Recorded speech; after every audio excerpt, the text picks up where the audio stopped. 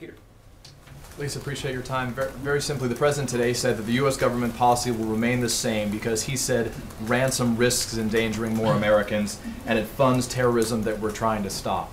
But ransom money is ransom money, whether paid by the government or paid by individual families. So doesn't this announcement today risk endangering more Americans overseas? So I understand that critique. Here's what I think is different, which is to say the U.S. government policy is no concessions. That's ransoms, that's other policy concessions. There's a whole number of levers or issues that could be on the table if it's an issue of the U.S. government providing that concession, whether it's money and the seemingly vast resources at the government's disposal, or a policy concession, or a policy change, or a pledge not to undertake some type of foreign policy or military action. All of those things would be in the realm of a U.S. government concession that are simply not on the table and will not be on the table.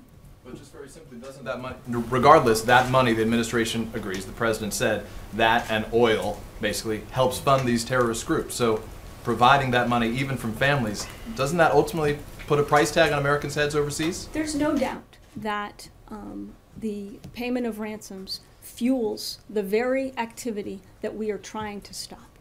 Which is why the U.S. government has worked and urged other governments internationally to not pay ransoms. At the same time, we've got a responsibility to stand with families as they make the most difficult decisions that they could ever possibly imagine. And what the President said today is we're not going to abandon them. James, I'll give you the last one. We got to let Lisa go. Okay, just to